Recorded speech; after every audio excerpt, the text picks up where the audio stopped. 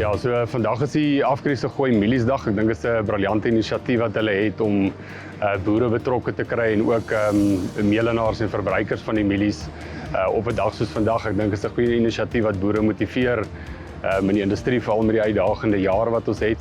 Ons is by Broodsnyers Depot van Afgri en dis 'n fantastiese depot vandat hulle laas jaar oopgemaak het. Kan ons as die meelenaar met gemak sê dat dit die silo van Afgri is wat die vinnigste inlaai, vinnigste uitlaai en so baie geluk aan Afgri vir dit. Ons werk baie hand aan hand saam met Afgri. Hulle stoor ongeveer 50% omtrent van al ons graan vir ons gedurende die jaar. Blinkwatermeele koop al hulle mielies in die oestyd. So dis waar Afgri as 'n goeie handelsvernoot en stoorvernoot vir blinkwater optree.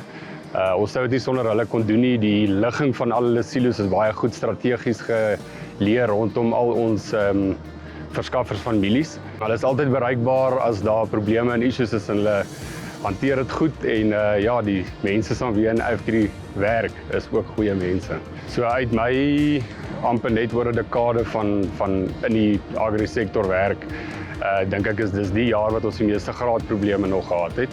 En dit is 'n uitdaging vir 'n meelenaar of 'n verbruiker. Die ekstraksie van so 'n tipe produk maak dat jou eindproduk op mieliemeel baie swakker en laer is. So die lank en die kort vir elke 100 ton moet jy omtrent 120 ton koop net om dieselfde produk uit te haal.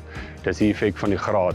Ja, ek dink wat die jaarseisoen waar ons nou sit en spite van al die gesukkel en so is die algemene tendens in die industrie dat die ouens se opbrengste eintlik baie goed is ten spyte van die graadprobleem en ek dink gegee die navraag na hierdie tipe van kommoditeite op in Afrika in voedselsekerheid en so voort, dink ek tog dat almal gerusstelling kan wees dat hierdie sektor baie goed gaan wees vir Suid-Afrika en die boere sal gesond wees en ja, wat voor lê is net goeie vraag.